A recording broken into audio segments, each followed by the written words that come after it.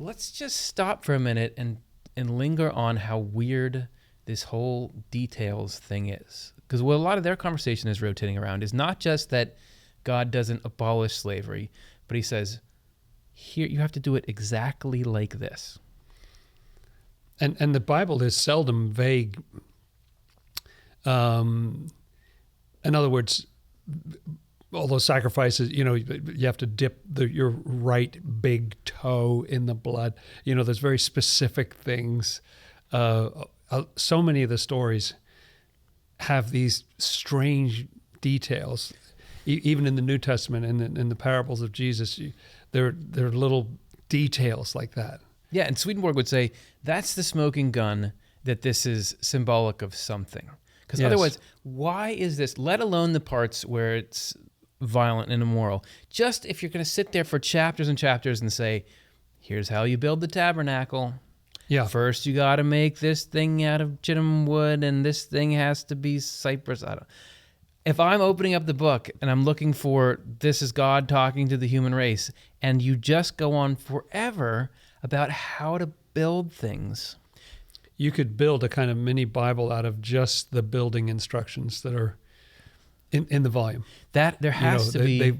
They go on. I think there's 9 chapters at the end of Ezekiel about this future temple that's going to come with all the same kind of detail again of like this is how the walls will be and this is how the doors will be and everything. There's no explanation for that except that this must mean something deeper. Yes. There's no way that God said, okay, I'm going to give this book, and some of the stuff in it is for everyone, like love your neighbor as yourself, but also I'm going to give 8 chapters just to the architects of this temple, whoever's going to build it in the future. I imagine it'll be less than 0.0001% of the human race, even if it's a ton of people working on this. But this is all for you whenever you build that. No, there's something more going on here. The definition of a narrow audience. And make sure you get those 11 clasps on the one curtain and 10 on the other, because the one is supposed to link the 2 curtains together. But don't have 9. It's worse. It's got to be 11. Worse than IKEA, even. No, I'm just kidding. So this is from Secrets of Heaven 8981, where Swedenborg is commenting on a passage like this. He says, surely anyone can see that this rule holds a secret knowable only to those to whom it is revealed, because on its surface it appears to violate divine justice. Oh. This is about the slavery laws. Right. Of course, this can't really be about this because, again, that's what the human heart sees. That's the objection to the Bible. It's why even people who love the Bible don't want to act on that, because it violates divine justice. You know it's unjust. Yeah. Many other demands Jehovah made of the children of Israel are similar. Even the ones that didn't seem ghastly, at least were bizarre. Bizarre. Although, not mixing meat and milk and things, just all these specific things. Going back to that comment that said, if God can tell people not to eat shellfish, he can tell them not to have... The whole thing is just a nightmare of weirdness and violence. How is this God telling the human race what's going on? Yes, right. Outside... Although on the outside, these commands seem contrary to divine justice, as I said, they are not. They result from laws of the divine design for the heavens, which are the very epitome of just laws. But those laws remain hidden unless they are unfolded from the literal sense by means of the inner sense. So the justice is in there, but the justice is not on the outside. In fact, it can be kind of infuriating or seem unfair or outrageous or horrible. You've heard of a show, don't tell? Okay. We've been telling for quite a long time now. Yes, we have. It's just occurring to me. Why don't we show? Okay. Instead. Now, so let's take... What should we take? Let's take some of these slavery commandment passages and give you what Swedenborg says the heavenly laws inside them are. They're not actually about slavery. They are about something that goes on within each person. Okay. Yeah. Here we go. Right. This is us giving you the goods. This is Secrets of Heaven 3020. In many people... Oh, before I start this, why even mention slavery at all in the Bible? Why have a situation where someone is controlling someone else? Yeah. Why is that the correspondence used? That's what this addresses. In many people, the earthly mind controls the rational mind. Or to put it another way, the outer self controls the inner self. The only people in whom it does not dominate but serves are those who devote themselves to goodness, inspired by neighborly love. That is, who allow the Lord to lead them. That's profound, and it seems surprisingly psychological for an 18th century writer. Yeah. You know, and it almost suggests there's a majority of the population run by their outer selves. Yeah, They're doing, you know, some sort of appetites or some, I want to get this position, or I want to, you know, I need to be, or I need to get revenge on this person, or whatever their project is. It's some lower self project that's taken precedence over loving the neighbor. And by the way, I think slavery in a way is an ultimate case. Like, what is the point of slavery? You're dominating someone else, but by and large, it's for financial reasons. Like, you're getting a financial benefit at the expense of your neighbor. And so that's low, one of something lower controlling something is higher. Controlling something higher. Which is like you're setting life. aside your normal sense of this is a human being, this person's just like me, and they go through the same thing, they have the same sorrows, the same aspirations, everything. I'm going to set that aside because I'll get financial gain out of ruining their life. So look what we did here. We shunked it. We shunked it in. Meaning nice before... word. How do you spell that? It's from the Latin doshunka. Good. We thought we were talking about thousands of years ago, and we were talking about a bunch of people living together in a nation who go out and raid other peoples and enslave them, and it's this big, giant, I don't know, Game of Thrones. Actually, shunk. It's talking about you inside your own mind. There is a controlling that goes on.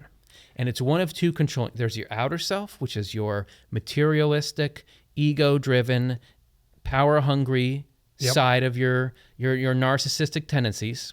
And loving wealth and material pleasures, or those things being the primary goal of your life.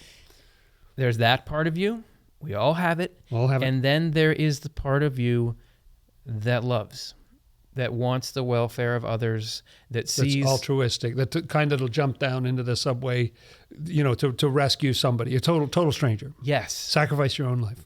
Yeah, that pops out. And you say, I didn't know I had it in me. Yeah. Just like the negative side is the mob mentality and everybody gets riled up and you do something you thought you would never do. Right. But then there's also this side where someone needed help, so I just did it. I didn't know what I was doing. And they say anybody would have done what I did. They sure do say that. Those are the two extremes of the outer and inner self. Somebody is going to control you and somebody is going to be controlled. One of those two. Either the outer self is controlling the inner self. There's a slavery going on inside you. One configuration is good, where if we willingly say, I'm going to have these outer parts of me that are not looking out for the good of all, if I'm going to have those instead obey love and obey what is good, that's a good. But if it's flipped and the cravings and the insanity, or the petty revenge fantasies, or whatever it is, and I say that's going to control me and that's going to subvert my duty to my neighbor to love them, that's the bad slavery. So there has to be... There's good slavery and bad slavery in effect. Inside when you get it out of the realm, when you get it out of the realm of one person controlling another, and it's internal in you, there's actually a good kind where that outer self is serving. And it's so helpful to have an outer self, because the outer self still is concerned about ego issues. It can tell you, oh, you're being trod on in this situation, or it can give you helpful information. But if it's not running your life, they say, thank you for sharing that. It's okay. It's a risk I took in this situation, or whatever. It can serve the overall goal. If you try to apply the Bible externally to a bunch of people, it's horrific. If you shunk it down and it's about the different parts of you, then it's good. And I have to remember that. That's what the internal sense is. Yeah, that's what I did my PhD thesis on. Yeah, on shunking. Yeah. Okay. Let's read another part of that same number. Okay. as we explore this deeper. Our earthly self, as it relates to our reasoning self, or our outward self as it relates to our inward, resembles the manager of a household. Everything in us works the way a single household does, or in other words, the way a single family does. There is the part that functions as the head of the household, the parts that function as the servants. The rational mind is what oversees everything as the head of the household and organizes the earthly mind by exerting an influence on it.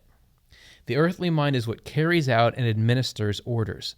The contents of the earthly mind and the functions it performs show that the earthly mind is a different mind from the rational one, occupies a lower level, and has a degree of autonomy. A completely separate self, in effect, in us. It's amazing that hundreds of years later, now some aspects of modern psychology, internal family systems theory, are getting to exactly these kind of points, looking at one individual as having a whole family of parts in there and how they interact, the managers and the exiles and so on, what dynamic is going on in there. So it's fascinating that Swedenborg is saying this hundreds of years ago. It almost sounds so modern, it's hard to believe he said and that. You are working on a book about that. Am I? That is so exciting. With one of the guys who founded that discipline of family systems theory. Bob Falconer, I guess it must be. Coming Bob. soon from Swedenborg Foundation. But it's not even Swedenborg unpacking that.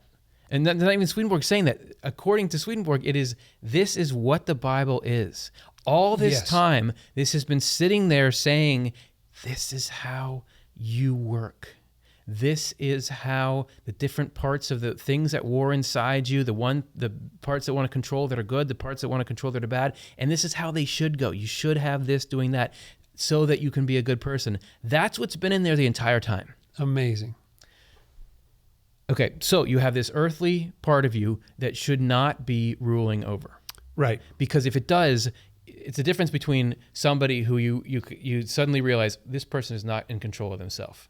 They might do something that's dangerous, or they're like whatever's running the ship is not. So that the feeling of being around that. It puts you on edge versus cooler heads prevail. I know this person has got themselves under control. I can talk about this touchy subject with them.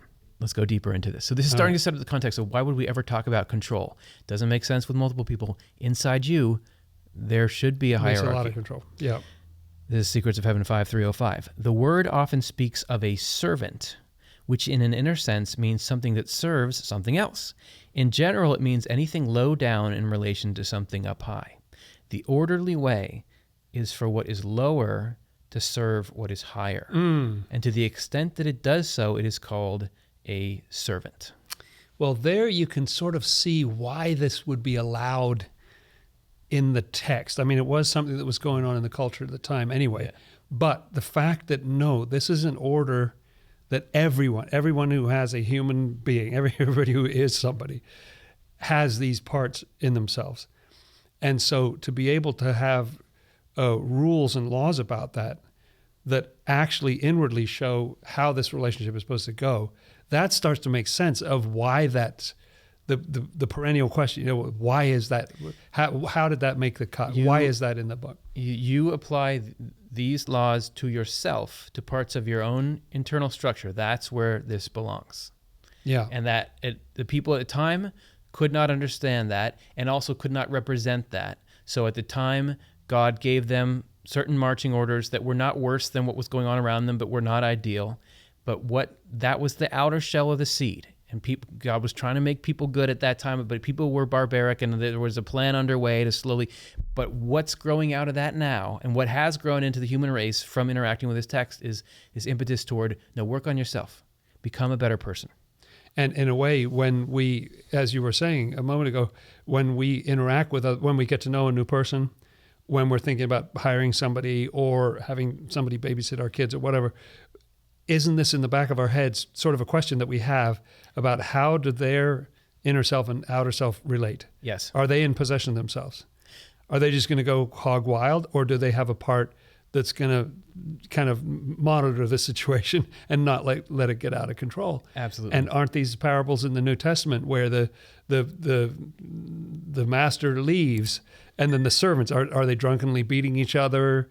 Or is the household in good shape when the master comes back, kind of thing? It's talking about the same thing.